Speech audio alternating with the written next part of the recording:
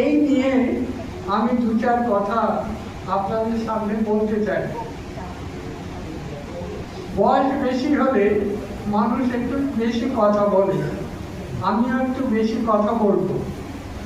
আমার আলোচনাকে আমি দুটো ভাগে ভাগ করে একটু আলোচনা করব।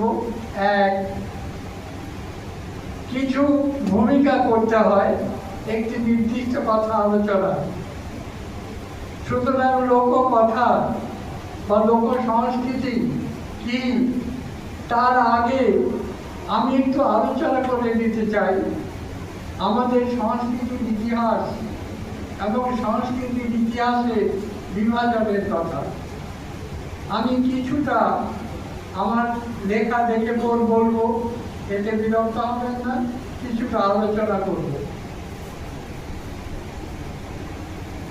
উপনিবেশ ভারতবর্ষে শেষ অবধি শিল্প বিপ্লব না ঘটিয়ে ভারতের বিশাল বাজারকে ইংল্যান্ডের যন্ত্রের জন্য কাঁচামাল সরবরাহের ক্ষেত্র এবং কারখানায় উৎপাদিত পণ্যের বাজার হিসাবে ব্যবহার করা হয়।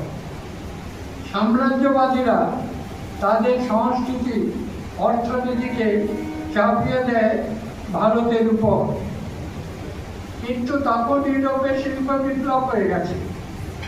তার অনিবার্য প্রভাবে রেল লাইন স্থাপিত হয়, খনি, কিছু কলকারখানা গড়ে ওঠে।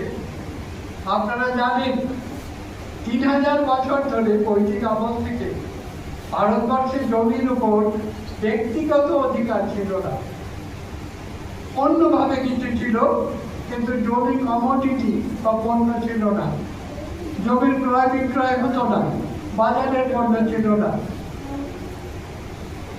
এইটা ইংরেজরা প্রথম চালু করলো।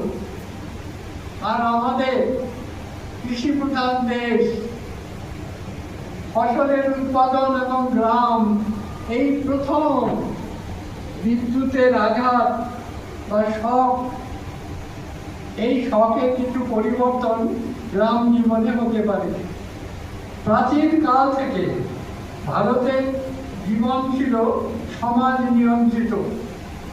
যে রাজা হতো তাকে উৎপন্ন ফসলের একটা অংশ যৌথভাবে গ্রাম সমাজ দিত, আর কিছু না।